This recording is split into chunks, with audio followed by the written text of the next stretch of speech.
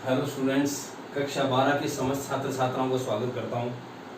प्रिय विद्यार्थियों, कल हम तौलिए एकांकी पढ़ रहे थे। इस एकांकी के लेखक हमने पढ़ा उपेंद्रनाथ अश्क। इनकी एकांकी, इस एकांकी में हमने अब तक पढ़ा कि किस प्रकार से बसंत और मधु के बीच में तकरार चलती है। मधु स्वच्छता का एक सीमा हद तक जाती है, स्वच्छता का भाव तो रखती है लेकिन उसकी हद तक जाती है। और बसंत इस बात को पसंद नहीं करता। स्वच्छता अच्छी बात है लेकिन उसको सनक की हद तक ले जाना ये उसे ठीक नहीं लगता। तो आपसे तकरार होती है। उसके बाद में जब तकरार ज़्यादा बढ़ जाती है और मधु ये तय करती है कि वो वहाँ से वापस अपने घर चली जाएगी, अपने पीर जाएगी, उससे पहले ही जो बसंत है उसके लिए फ़ोन आता है बनारस जाने के लिए। बसंत बनारस जाता है। पीछे से कुछ 2 महीने का समय गुजरता है। हमने उस परिदृश्य में देखा। दूसरा दृश्य जब बदलता है तो कैलेंडर से हमें ज्ञात हुआ कि 2 महीने का समय गुजर गया। अब आज दृश्य वहाँ दिखाया गया कि मधु अपने लिहाफ में बैठी हुई है, ठंडी हवाएं चल रही है, जनवरी का महीना है। उस समय दिल्ली में घूमने आई उनकी सहेलियां सुरोल सिंती, वो वहां पहुंचती है। तो सुरोल सिंती आने के बाद में किस प्रकार से मधु का व्यवहार एकदम से बदल जाता है, उनको किस प्रकार से वो आमंत्रित करती है कि उनके साथ आके लिहाफ में बैठे, जबकि अपने पति को बार बार में टोकती थी कि तुम लोग सब दोस्त सब मित्र एक लिहाफ में बैठे रहते हो, कितनी गंदगी जाती है, कितनी बातें होती है। आज उसकी सहेलियां आने के बाद वो सारा वातावरण परिवर्तित हो गया। तो वहां से हम आगे बढ़ते हैं कि उनके बीच में क्या क्या चर्चा होती है। यहाँ मैंने बताया था पृष्ठ संख्या 80 से हम देखेंगे। मंगला, कहाँ लगाऊं चाय बीबी जी? वो उनकी नौकरानी है। अब वो पूछते हैं कि चाय की ट्रे लेके आती है, मैं चाय कहाँ लगाऊं? मधु कहती है वहाँ मेज पर रख दो, एक एक प्याला बनाकर हमें दो, ये तिपाही सरका कर इस पर बिस्कुट रख दो। जो इतनी नजाकत से रहने वाली थी, या उसने हर चीज को बिल्कुल एक सनक की हद तक ले जाती थी। सहेलियों के आने के बाद उसका किस प्रकार से परिवर्तन हुआ उसको देखो आप। तो सुरो कहती है मधु आश्चर्य से, यानी कहीं भी लगा दो? उसने कहा ना चाय, तो बोले यहीं इस तिपाही पे लगाओ। मधु, अरे उठकर कहाँ जाओगी, यहीं बैठी रहो। इस गर्म बिस्तर से उठकर डाइनिंग टेबल पर जाने में आ चुका चाय का मजा। वो जो अपने पति को बार बार टोकती थी, अब वही कह रही है कि यदि यहाँ से उठकर तुम बाहर तक गई तो फिर तो इसका मजा आ गया, इसका कोई आनंद नहीं, फिर तो यहाँ से जाने का कोई मजा नहीं है। चिंती उठने का प्रयास करते हो हल्के से क्रोध से। मधु हटाओ भी, अब बैठी रहो यहीं उस लिहाफ के अंदर उसी बिस्तर में बैठी रहो। चिंती व्यंग्य से, तो विवाह के बाद रानी मधुमालती ने अपने सब सिद्धांत बदल डाले। कितने सिद्धांत हुआ करते तुम्हारी स्वच्छता को लेकर के, वो सब बदल गए। अब डाइनिंग टेबल के बदले बिस्तर पर ही चाय पीती है और बिस्तर पर ही खाना भी नोश फरमाती है। खाना नोश फरमाना, खाना वही खाना बिस्तर पर ही। सुनो, कहाँ तो यह कि पानी का गिलास भी पीना हो तो डाइनिंग रूम की ओर भागती, और कहाँ यह कि मधु, अरे क्या रखा है तकल्लुफ में, ये दिखावा करने में क्या है? सच कहो, इस समय किसका जी चाहता है कि इस नरम बिस्तर से उठकर डाइनिंग टेबल पर जाएं? मधु स्वयं मानती है, जो इतनी पसंद करती थी स्वच्छता को, घर पे कोई आ जाए तो उसको एकदम से बिस्तर पर नहीं, पहले हाथ मुंह धो करके उसके बाद ही वो बिस्तर तक आए। लेकिन आज अपनी सहेलियों के साथ उसका व्यवहार अजीब था। तो उन सहेलियों को भी आश्चर्य हो रहा है कि ऐसा कैसे हो सकता है। तो लो बिस्कुट लो, चाय का प्याला उठाओ, ठंडी हो रही है।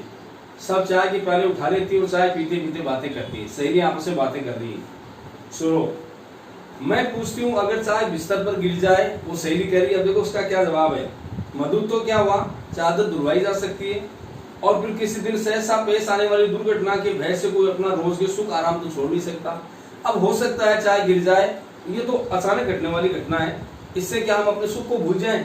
हम जो बिस्तर पर बैठ करके आपस में बातचीत कर रहे हैं, इतना आनंद उठा रही हैं, क्या उससे हम वंचित हो जाएं? यानी कितना परिवर्तन उसने किया है। जो अपने पति को बार बार में टोका करती थी, जब उसके मित्र वहां आते थे तो बार बार टोकती थी कि तुम लोग एक बिस्तर में बैठ जाते हो, ये कोई सलीका नहीं होता है, कोई तरीका नहीं होता।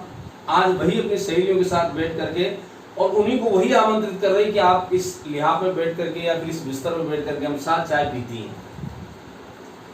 और ये और कह रही है कि अगर चाय गिर जाए तो क्या है, ये जो साथ बैठ करके बात करने का मजा है उसको थोड़ी बिगड़ने देंगे। हाँ, सहसा पेश आने वाली दुर्घटना की भय से कोई आराम तो सुख तो छोड़ नहीं सकता। सुनो, सुख आराम व्यंग्य से हंसती है। तुम बिस्तर पर चाय पीने का बहुत बड़ा सुख समझती हो, फिर हंसती है चिंती।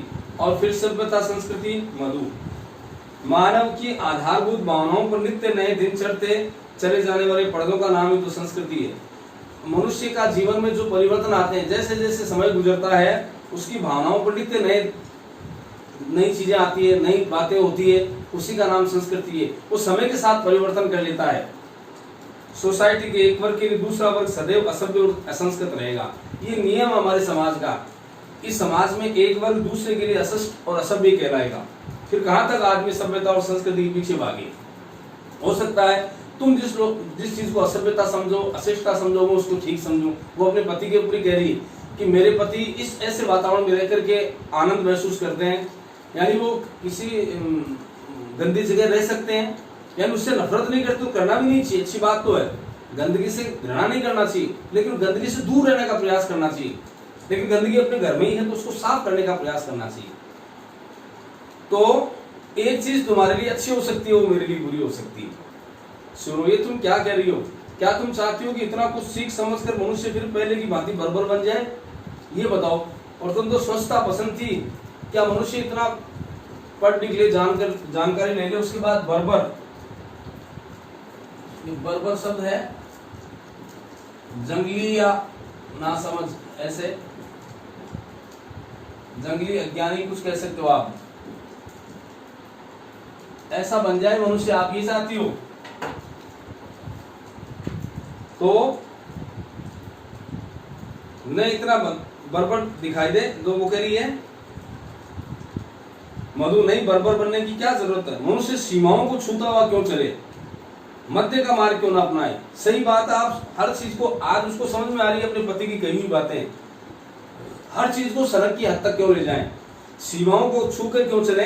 हम क्यों ना समझें कि बीच का मार्ग अपनाएं, यानी न ज्यादा उस तरफ न ज्यादा इस तरफ, मध्यम मार्ग अपना के चलें। न इतने खुले की बर्बर दिखाई दे, न इतना बनने की सनकी। महात्मा बुद्ध ने कहा था, सुनो हंसकर, महात्मा बुद्ध तुम्हें क्या हो गया, सदियों पुराने सड़े गले विचारों को तुम आज की सभ्यता पर लादना चाहती हो। ये पुराने विचार हैं क्या, ये तुम आज के वातावरण में कैसी बातें कर रही हो।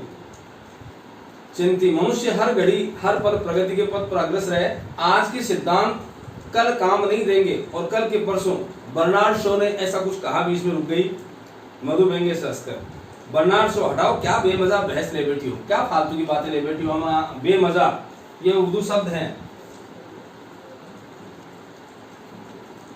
बेमजा आनंद रहित, जिसमें आनंद ना हो या मजा ना हो, ऐसी क्या बहस ले बैठी हो। तो यहां हमने पढ़ा, बेमजा क्या बहस ले बैठी हो, मंगला चाय का एक कप और बनाओ। अभी चाय के लिए और फिर ऑर्डर कर रही है चिंती। बस भाई अब तो चलेंगे, चिंती करी, इतनी देर तो वही हमें आए, मंगला हाथ धुला दो हमारे। तो देखो, हाथ धोने की बात पर भी मधु क्या कहती है, अरे भाई एक प्याला तो और लो, अभी एक प्याला चाय और पियो।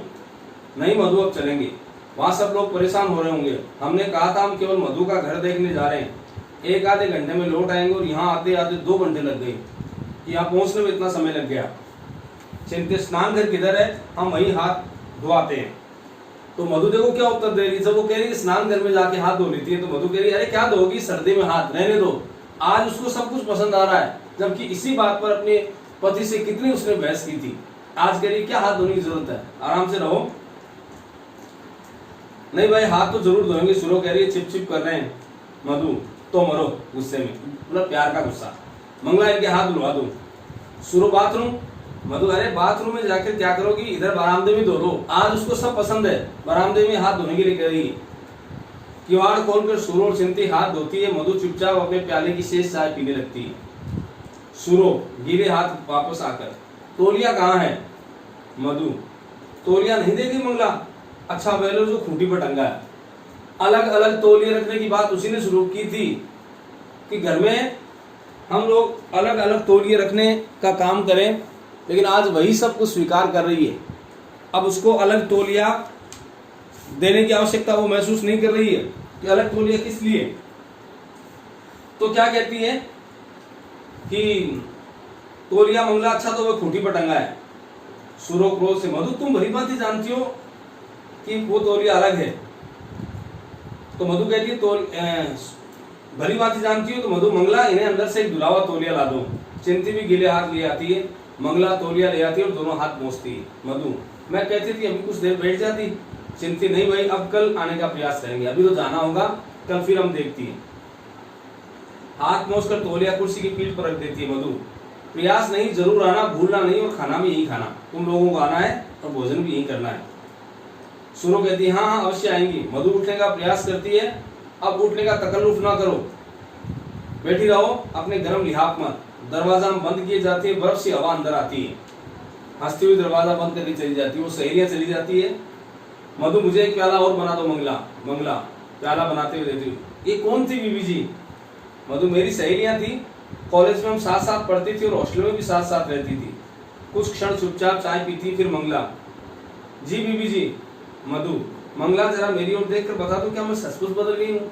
अब वो प्रश्न करती है उससे कि मेरी सहेलियों ने कहा कि तुम इतने कैसे बदल सकती हो, तुम तो बहुत ही एरिस्टोक्रेट वातावरण में पली थी और उसके बाद में तुम्हारे अंदर स्वच्छता को लेकर इतने बड़ी तुनक मिजाज तुम थी, ये परिवर्तन कैसे आ गया? क्या मैं बदल गई हूँ? मधु जैसे अपने आप से। मेरी सहेलियां कहती है मैं बदल गई हूँ, पड़ोसी ने भी कहती है। मुझे देखकर जरा बता मंगला क्या मैं वास्तव में बदल चुकी हूँ? मंगला मैं तो आठों पहरा आपके पास रहती हूँ बीबी जी, मैं क्या जानूं। मधु अपनी बात जारी रखते हो मेरी आंखों में देखकर बता मंगला क्या ये बदल सकती है? क्या इनमें घृणा की झलक तो नहीं है? ऐसा तो नहीं लग रहा कि कहीं घृणा हो? मंगला घृणा? मधु मेरे व्यवहार में तकल्लुफ और बनावट तो नहीं? तकल्लुफ सब मैंने बताया दिखावा,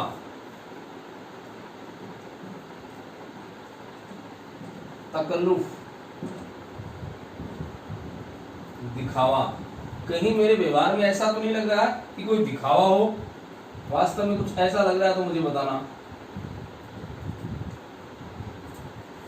तो कोई दिखावा तो नहीं दिख रहा तुम्हें?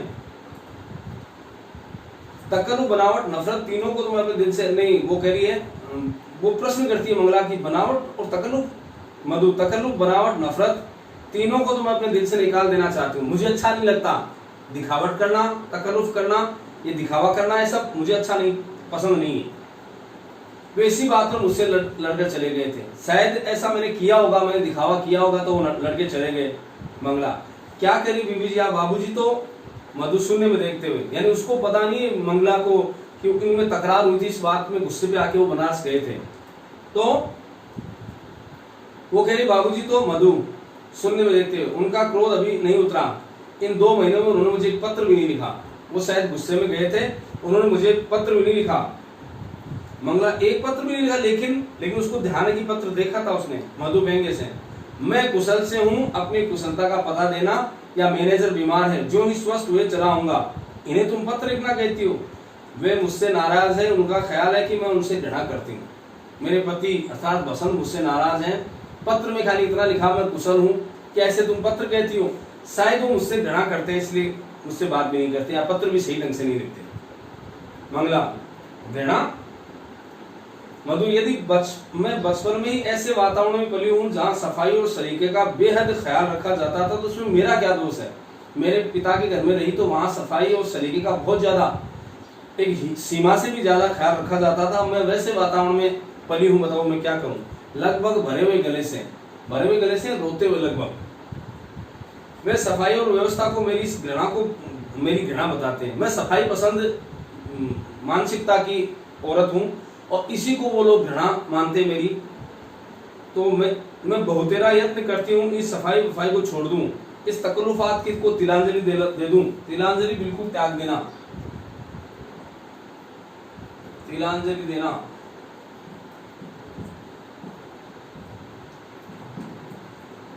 बिल्कुल त्याग देना।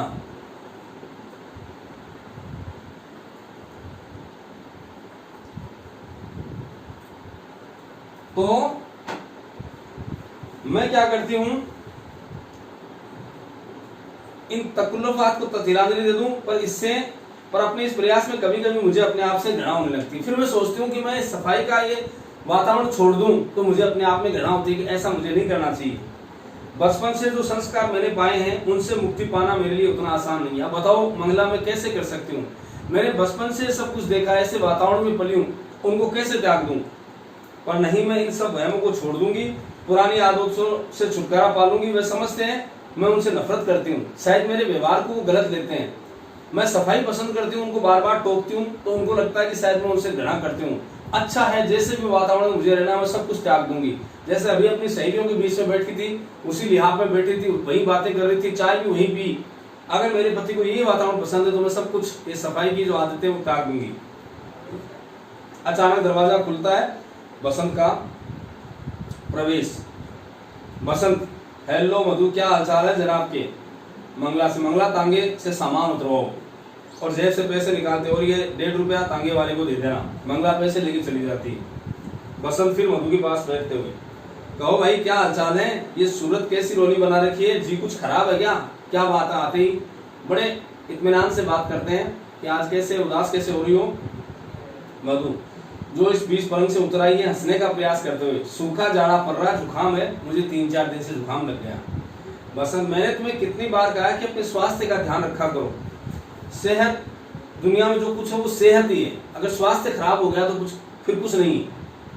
जीवन में तुम्हारी सफाई और सुघड़ता, ये नजाकतें इतने काम नहीं करेगी। नजाकत शब्द है नखरे, नजाकतें, नखरे, कि तुम्हारी नजाकतें कुछ काम नहीं आएगी जितना सेहत। यदि ठीक नहीं रही तो ये सब किस काम की, और अगर ठीक है तो फिर इनकी कोई जरूरत ही नहीं है। अपने कथन की बारीकी का स्वयं ही आनंद लेता और फिर जैसे उसकी पहली बार कमरे को अच्छी तरह देखा हो, अरे ये काया पलट कैसी, पूरा कमरा ही परिवर्तित। ये पलंग ड्राइंग रूम यहाँ कैसे आ गया, और ये ट्रे और ये प्याले, ये चाय की प्याली, उसको तो आश्चर्य होता है कि यहाँ कैसे चाय पी सकती हूँ। जहाँ बेडरूम है, जहाँ बिस्तर है, वहां कैसे चाय पी सकती है? तो मधु कहती है, मैं पलंग इधर बिछा दिया मैंने, और आप आपके मित्रों को जरा भी कष्ट ना हो, मजे से लिहाफ लेकर बैठिए, टेलीफोन आपके सिराने रहेगा। ये टेलीफोन रख दिया और लिहाफ में सब मित्र बैठिए, आराम से चाय पीजिए, गप्पे लड़ाइए। बसंत उल्लास से, वाह, मैं कहता हूँ तुम तो बेहद अच्छी हो, बेहद, इसकी कोई सीमा ना हो। ये उर्दू शब्द है, थोड़ा इनका भी ध्यान रखें। बेहद, जिसकी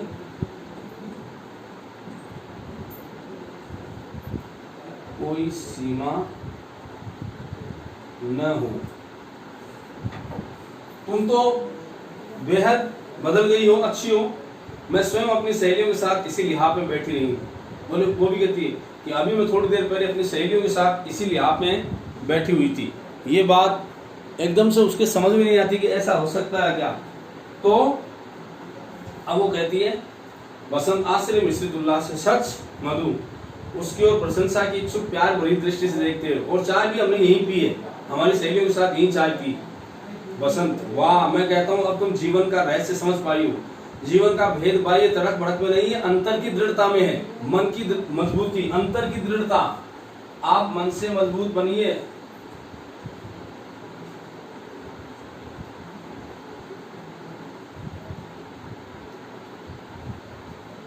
मन की मजबूती, बाहर की दिखावा नहीं, अंदर से आप दृढ़ बनिए, तो अंतर की दृढ़ता से है। यही हमारा प्रतिरोध शक्ति या हमारा पावर ऑफ रेसिस्टेंस कायम है। मधु, चाय भी अब आप यहीं पीजिएगा अपने नरम नरम बिस्तर पर। आज वो मानती है कि चाय भी आप यहीं बैठ के पीजिएगा। बसंत अत्यंत उल्लास से, वाह वाह, अब इसी बात पर तुम मंगला से कहो मेरे लिए चाय का पानी रखे। मधु, अब तो आप नाराज नहीं है, चलो मैं आपके अनुसार बदल रही हूँ, नाराज तो नहीं है? बसंत, नाराज? मधु, आप इतने दिनों तक मन में गुस्सा रख सकते हैं, ये मेरे सपने में भी नहीं सो जाता। आप 2 महीने हो गए, पत्र भी सही ढंग से नहीं लिखा, इतना गुस्सा। तो बसंत आश्चर्य से, गुस्सा? मधु, 2 महीने से आपने ढंग से पत्र भी नहीं लिखा। बसंत, पर मैंने, मधु, पत्र लिखे थे जी, मैं कुशल से हूँ, अपनी कुशलता का पता देना, इसे पत्र लिखना कहेंगे आप? बसंत जोर से कह कहा लगाना, जोर से हंसना।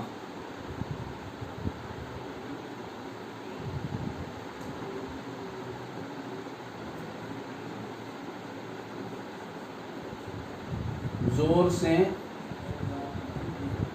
हंसना। वो कह लगाता है बसंत, जोर से हंसता है कि पत्र क्यों नहीं लिखा, उसका क्या कारण हो सकता है। तो तुम इसको कारण ये समझते हो कि तुमसे नाराज हूं, पगली तुमसे कोई नाराज हो सकता है। मधु पर 2 पंक्तियां, यानी पत्र में आपने 2 ही पंक्तियां लिखी। बसंत 2 पंक्तियां लिखने का भी अवकाश मिल गया, तुम इसी को बहुत समझो, समय नहीं था मेरे पास। मधु अच्छा आप जाकर हाथ मुंह धो लीजिए, मैं चाय तैयार करती हूँ। बसंत मैं कहता हूँ तुम कितनी कितनी कितनी अच्छी हो। मधु मुस्कुराती हो, अच्छा सही है, हाथ मुंह धोकर कपड़े बदलिए। बसंत ये फिर तुमने कपड़े बदलने की पक लगाई, पक लगाना रट लगाना, फिर वही बात है। मधु क्यों कपड़े नहीं बदलिएगा, एक रात और एक दिन गाड़ी में सफर करके आए, मार की धूल सारे शरीर में पड़ी हुई है, चलिए जल्दी हाथ मुंह धोकर के कपड़े बदलिए, मैं इतने में चाय तैयार करती हूँ। बसंत को स्नान गृह के दरवाजे की ओर धकेल देती है और नौकरानी को आवाज देती है, मंगला मंगला।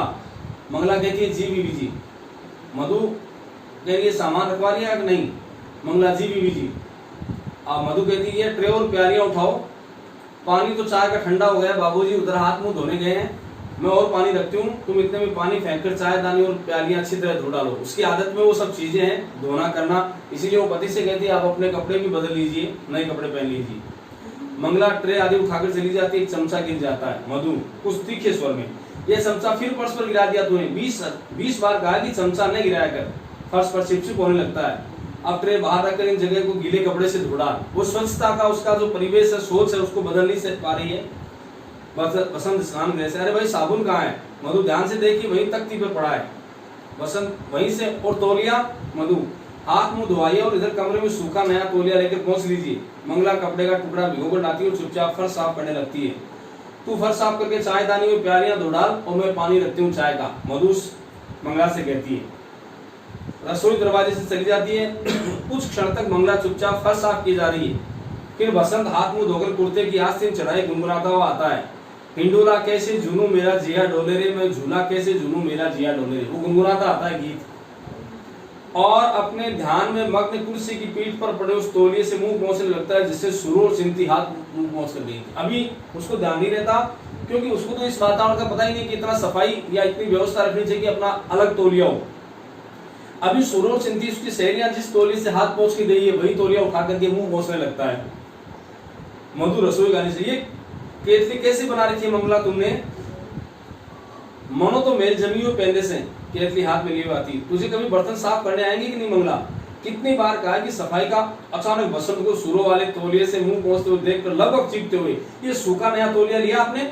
मैं पूछती हूँ आप सूखे और गीले तौलिए में तमीज नहीं कर सकते। अभी तो सूरों चिंती चाय पीकर इस तौलिए से हाथ पहुंच के गई है, उसी तौलियों को आपने प्रयोग में कर लिया। बसंत घबरा गया, परंतु नया। मधु नया तो तौलिया उधर कमरे में टंगा है। बसंत को ये कमबख्त तौलिए, मुझे ध्यान ही नहीं रहता, वास्तव में दोनों तौलिए साफ है मुझे तो। मधु जी साफ है, जरा आंख खोल के देखिए गीले और सूखे, अभी हाथ पहुंच के गई है मेरी सहेलियां। और बसंत मैंने ऐनक उतार रखी है, और ऐनक के बिना तो तुम जानती हो हमारी दुनिया हंसता हो, यानी चश्मा उतार दिया मुझे दिखता नहीं है बीच समय। जी आपकी दुनिया, मधु कहती है, जाने आप किस दुनिया में रहते हैं। अब तो ऐनक नहीं, ऐनक हो तो कौन सा आपको कुछ दिखाई देता है। मुंह फुलाकर घम से कोच में धंस जाती है। बसंत ये तुमने फिर मुंह लटका लिया, नाराज हो गई क्या। मधु नहीं मैं नाराज नहीं। बसंत चिल्लाकर, तुम्हारा ख्याल है इतना मूर्ख हूं कि यह भी नहीं समझ सकता। सहसा पर्दा गिरता है। तो इतनी बातें होने के बाद में पर्दा गिरता है, यानी वो एकांकी का भाग समाप्त होता है। तो प्रिय विद्यार्थियों, ये हमने इसमें ये सीखा कि आप स्वच्छता रखिए, स्वच्छता अच्छी बात है, पाठ का सार क्या हुआ, लेकिन उसको आडंबर तक एक हद तक ले जाना वो गलत है। स्वच्छता रखना कोई बुरी बात नहीं है, हाँ, लेकिन ये बात जरूर है, अगर आपका शरीर निरोगी होगा, आप तंदुरुस्त रहेंगे, तो कोई प्रकार के रोगाणु या कीटाणु आपका हित नहीं कर सकते। आपको अंदर से मजबूत बनने की आवश्यकता, आपका शरीर मजबूत होना जरूरी है। और लेकिन सफाई, गंदगी के साथ रहना गलत है, गंदगी से नफरत करना गलत है। गंदगी है हमारे साथ हरदम, उसको बाहर रखना जरूरी है। साथ मत रखिए गंदगी, लेकिन गंदगी से नफरत भी मत करिए, ये बहुत बड़ी सीख है। हमें गंदगी को पसंद नहीं करना चाहिए, लेकिन गंदगी तो जब तक जहां इंसान रहेगा वहां गंदगी रहेगी, उसको दूर करने का प्रयास करें। और इस प्रकार से ये आपकी एकांकी पूरी हुई। मेरी आपसे अपेक्षा है कि आपको समझ में आया होगा। आप समस्त शब्दार्थ करेंगे, उसके बाद लघुतरात्मक, अति लघुतरात्मक, निबंधात्मक प्रश्न जो दिए हैं उनका उत्तर भी आपको बहुत अच्छे ढंग से करना है। एक बार मैं पुनः आप सभी विद्यार्थियों को धन्यवाद देता हूं और अपेक्षा करता हूं बहुत ही अच्छी तरह से आप अपना गृह कार्य भी संपन्न करेंगे। Thank you very much.